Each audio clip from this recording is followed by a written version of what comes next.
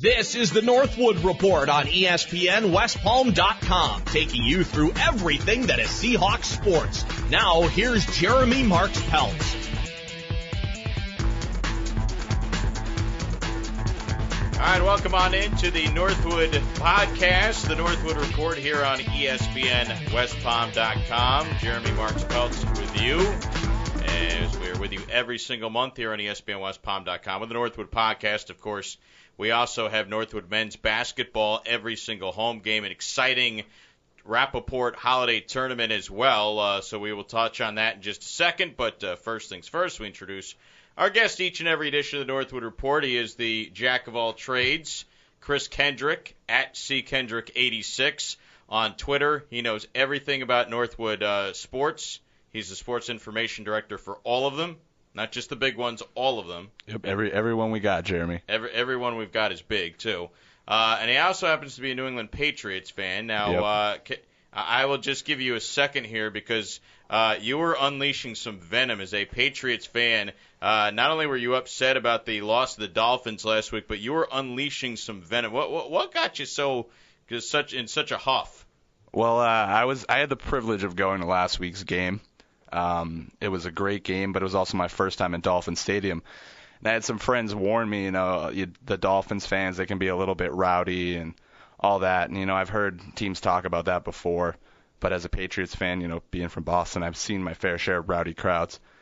But I had lucked out enough to have a 7-year-old kid and his father next to me, and I was trying to make sure he was enjoying the game because at that age it's kind of weird to be around adults cheering and all kinds of stuff like that. Right. And then a Dolphins fan, this guy, I don't know if you've seen him at the Dolphins Stadium, section 134. He wears like an elf hat and something like that. You expect that out of like 75,000 fans, I'm going to pick out the one that's in section 134. Yeah, well, I'm sure there's some season ticket holders that might know this guy, but he sits up there, and after the Dolphins score their tying touchdown, I think he made it 17-17, he comes over, gets in the kid's face, and goes, "In your face." And I'm like, wow. buddy, this is a 7-year-old kid, and it's maybe his first game ever, I think. So you're like the middleman in this whole exchange. Yeah, because I felt bad for him. I'm like, first of all, it's a 7-year-old. If you want to yell at me or his dad or any of the other Patriots fans around, that's fine because there was a group of us there. But he picks out the 7-year-old kid and just points his finger in his face. And I'm just like, what is this guy doing? This is really a poor example for Dolphins fans. But also, that song they play, what is it? Here We Go Dolphins or Miami Dolphins. Yeah, that thing. Oh, my God, I can't stand that song anymore. Someone warned me about it, but it really does just burn in your memory. Well, I'll tell you, I am impressed, though, because I don't know how many people listening would, stand up for, a 7-year-old fan. You go out of your way to make sure that the kid and his father enjoy the experience. Yeah, I'm a passionate sports fan, and I think just coming from New England and being from Boston, you just have sports around you your whole life, and especially as a young kid, you get into the games. And I love being, at a Bruins game. You see that 7-year-old kid just banging on the glass because Lucic just laid a guy out in the corner. But, to have a kid being maybe in an unfamiliar environment, being in a rival territory in a Patriots jersey, you can't pick on the kid. And that's just how I felt. I felt like it should be addressed. Oh, fair enough. That's good stuff, and we'll stop it here before we let you, start to get into, start to rip into your team. Well, yeah, I know it was a rough one. The Dolphins with another lucky performance, and the Patriots just can't keep relying on fourth quarter comebacks and Brady in the last second. You guys are off to your 19th string wide receivers right now too. Yeah, I know. So Chris Kendrick joins us. Let's get to some Northwood basketball here. We are the flagship home for all Northwood home men's basketball games right here on ESPNWestPalm.com. The last couple of days, we've had the Rappaport Holiday Basketball Tournament recently. It is the second of 3 holiday tournaments at the Countess de Hornley Student Life Center. You got the Chuck Daly Memorial Tournament coming up at the end of the month. But the last time we saw the Northwood Seahawks on the court, what a dramatic victory against Gwinnett Mercy. They're a Division III school, Northwood NAIA, of course. 18 points down. And you and I are sitting there watching, and we were talking, to be honest, about, is this the most anemic offensive performance in Northwood history? I don't think we necessarily saw, them coming all the way back and winning that game the way that they did. Definitely not, Jeremy. It was quite a thrilling game, and I looked into it after the game, and The Seahawks had 17 points in the first half. They actually put up 16 in the second half against Ozarks in the national tournament. Of course, the game they lost last year. So that was what my research led me to. But yeah, just what a thrilling game. I mean, to see the team, especially with the inexperience of playing together and also the youth on the team, to come back from such a huge deficit, it just, shows really the mettle of this team and, the mental toughness overall. Yeah, a lot of mental toughness and, a special player in Chris Solomon, who is the leading scorer on the team. He's averaging, nearly 22 points per. It's probably over 22 points after the last game. But he really ignited with some defense, pressing guys in the backcourt. I know we've only seen him for about 10 games or so, but when you look at the great players in Northwood history, even the Ty Davises and the Horsemans and stuff, where can Chris Solomon get to as far as some of the great players in Northwood history? I mean, he has all the ability in the world to, get to any potential point that he wants in this program. We saw last night that he has the ability to take over a game single-handedly. We saw a lot of that last year from Rashad James, who led the nation in scoring at one point and ended up being the NAIA Player of the Year. So it's all about kind of, finding his groove for Solo. We saw it last night when he started, hitting a lot of those threes. 7 threes in the game ties the school record for most in a game. So, he has the ability maybe to make 8 or 9 this year and really start lighting up the scoreboard. And, as long as he can be consistent in his play, he really has the ability to, dictate how far he wants to go with this program. So does he remind you specifically of Rashad James or more of just that type of instant offense player? I think just that type of instant offense. Rashad was a different type of player. He could really kind of get to the basket whenever he wanted, had that, a lot of powerful dunks and all that. But his range, I think, isn't as far as Solo's was. Solo can really shoot from all sorts of angles on the court. We saw him pretty much shoot NBA threes last night. And, I'm not taking away anything from either player. They're both great players, but I think they're different in terms of what they bring to the table. But, they both have been tremendous for Northwood. And if Chris continues to play the way he's playing, he definitely has the ability to be an NAIA Player of the Year candidate. Jeremy Marks-Peltz, Chris Kendrick, Northwood Report, where we talk all things Seahawks athletics. Northwood basketball team, of course, coached by Rolly Massimino. They are 8-2 this year. They're on a 5-game winning streak. And, there's some other players that have stepped up. Fred Madison, who is, one of their biggest players at 6'7", has really played well the last few games. But I got to think that Rolly and the coaching staff are really happy to get freshman Ian Umpierre back and ready, because this is a kid that I would think, Chris, watching these games, if there was one constant problem for Northwood, it was not having a real true effective point guard, and I think that this kid can be a true effective point guard for this team. Yeah, they're definitely glad that Ian's able to get into the lineup. They've had some issues just getting the ball up the court with the press, and we saw him able to really quickly get his way up the court. We saw him get straight to the bucket a couple times for some easy layups. So he really just kind of has that ability and strength to just press the ball up the floor no matter what the defense is dictating. But also, like you said, Fred Madison's been a great player right now. He's got 3 straight double-doubles for Northwood. He's 11th in the conference in rebounding. He's averaging 6.4 a game. Or, correction, sorry about that. He's 9.8. And so Fred's really almost getting to that double-double range. He's averaging nearly 13 points as well. So just having him, I think, kind of get in his groove as well, along with Chris Solomon, and kind of just find their rhythm on the court. And I think what Northwood right now is dealing with is not really having that consistent lineup of who really meshes well together. And right. I think as we're getting through the games, you're starting to see more consistency in the lineup, and also you're seeing the more consistent play from the players. So when you look at this team, as we said, they're 8-2. They've won 5 games in a row. But they started off the year number 5 in the polls. They have dropped down to number 12. They also lost at home to Embry-Riddle, a very close game, but they lost to their arch rivals at home, which usually doesn't happen. So we knew that there would be some growing pains with this roster. Overall, has this season unfolded better than you expected, kind of like you expected? Are they not quite to where you thought they would be at this point? I think if you're going to ask the coaches that, I think they're happy with what we've gotten so far. I think their expectations were probably higher, but just kind of realizing how the teams kind of blended together, we were talking before we started up the podcast that a lot of the games last year were a lot of blowouts, 20-point wins here and there. while this year we've seen, nail biters against Madonna. We saw a last-second three-pointer from Kevin McDuffie against Edward Waters, and now it's a last-second charge taken by Stephon Smith in the paint to win this game. So, it really, you look at it, if not a lot of calls go their way, the Seahawks right now could be 5-5, but they've lucked out right now and are 8-2, and hopefully can realize that and start to hit a groove here. All right, so Northwood men's basketball next games, the Chuck Daly Memorial Tournament, December 30th and 31st. We'll have those for you on ESPN 106.3. It's not just basketball going on with Northwood. We've got plenty to talk about on the pitch, including a big event that Northwood is involved in. We'll get to that next. It's the Northwood Report here on ESPNWestPalm.com.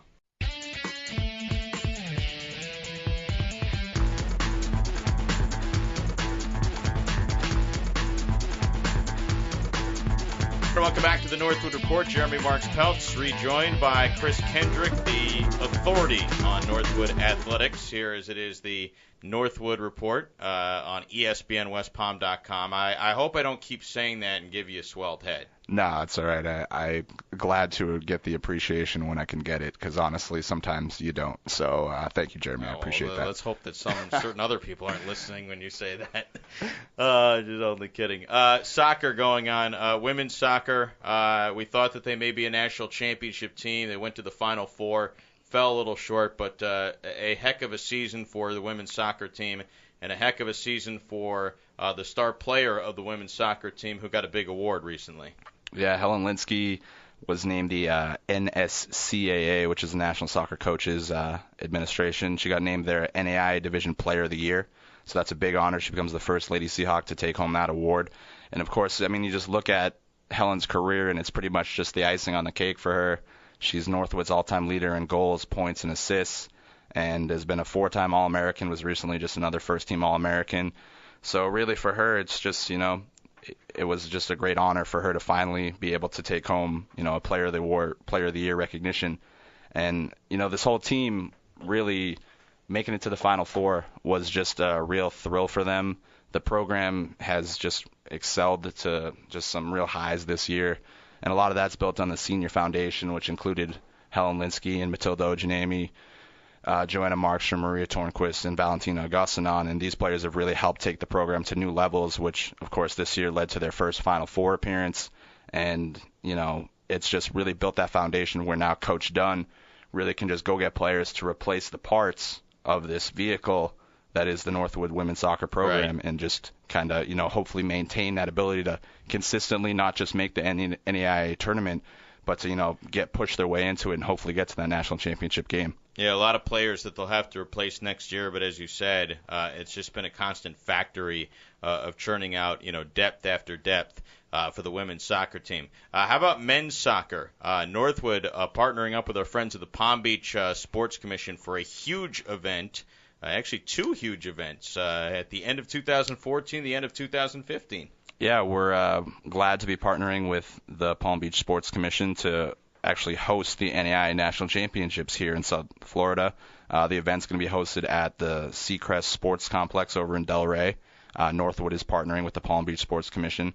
So, this really gives the ability to bring some of that soccer that we've talked about on the podcast a few times now down to South Florida, and they can kind of see what the level of play is at the NAIA, and really hopefully just expand the game, but also the Northwood brand in the area, where with us hosting, I believe that we also get automatic bids to the tournament.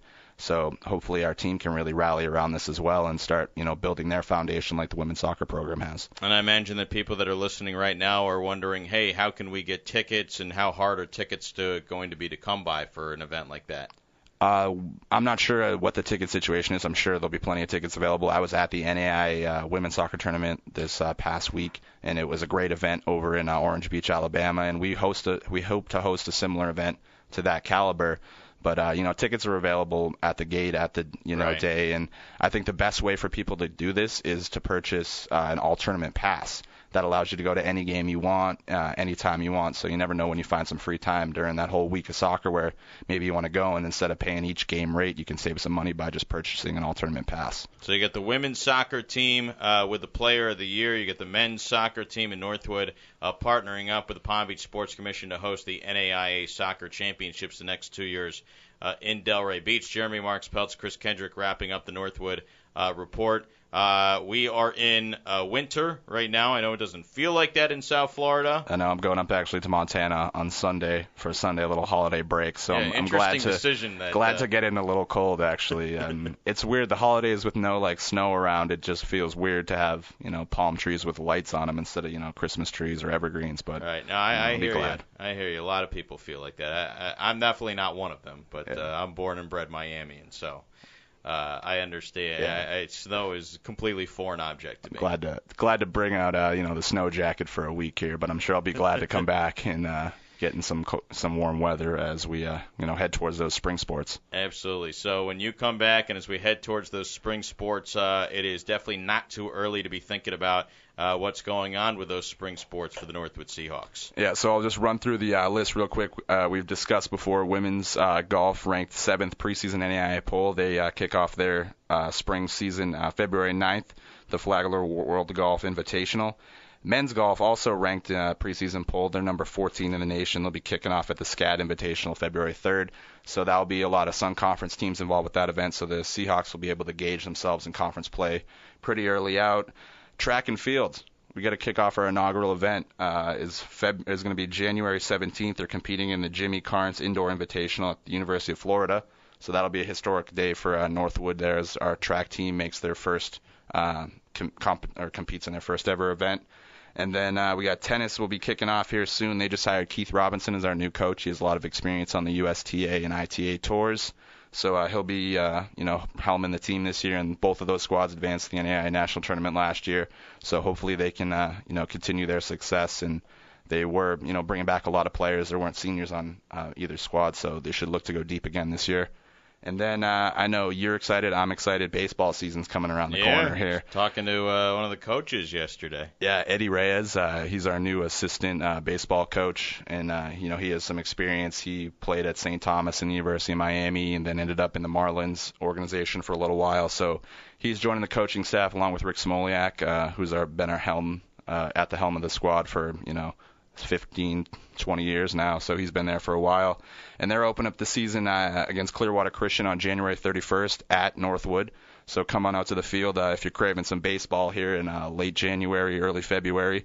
And the Seahawks, they're a senior-laden squad this year, so they really have the build to kind of, I think, surprise teams in the conference. They were ranked 6th in the conference overall, and I think just with the experience of the team, bringing in some new players, I really think they're going to surprise a lot of people in the conference this year.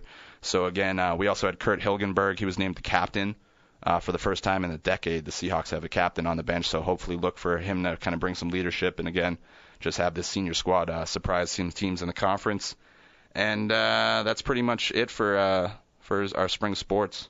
Yeah, well, there's going to be a lot more coverage of the spring sports as we inch closer towards the springtime here on the Northwood Report, and of course a lot more about men's basketball and women's basketball, and then soccer as well. We debuted it last time on the Northwood Report. It is the plug list. Yeah, that's the how plug we sheet. Take it home. All right, let's go over the plug sheet here. Of course, men's basketball, Chuck Daly Memorial Tournament, December 30th and 31st. But you can't forget women's basketball hosting the Holiday Classic. They're also off to a good start. Have rattled off 3 straight wins. And they also added Dante Calabria, who played at North Carolina. So now 2 coaches on the team. One played for Pat Summitt, one played for Dean Smith. So you got a lot of knowledge on the team now. Yeah, Dante's a favorite of a lot of ours at ESPN West Palm. Yeah, so he's really brought some experience and a lot of energy to the program. So look for them to start hitting a nice stride here. So they host a Holiday Classic December 30th and 31st, which will be at noon and 2, which will precede the Chuck Daly Memorial Tournament, where the men will play at 5 and 7. Again, that's December 30th and 31st. Got a lot of good teams coming through for men's basketball. We got Bethel, who was a tournament team. So I look to, if the Seahawks play them, that will be a really good one, similar to last night's game, Jeremy. So, get people excited for that one. That will look to maybe be December 31st. And then, of course, baseball home opener January 31st against Clearwater Christian at 2:30 p.m. at Northwood. So I want you to come out if you want to watch a little baseball. And then, of course, you can stay up to date with all your Northwood Seahawks sports information by visiting the Northwood Athletics website at seahawks.gonorthwood.com. We're on YouTube now, where we're putting the podcast up there. That's NU Seahawks on YouTube. On Facebook.com, we're also NU Seahawks, or search for Northwood University Seahawks. And on Twitter, at NU Seahawks. and myself is at ckendrick86. And I think that does it for the plug sheet of this podcast, Jeremy. All right, absolutely. Well, Chris, always a pleasure. And until next time, it is the Northwood Report on ESPNWestPalm.com. Happy holidays, everybody.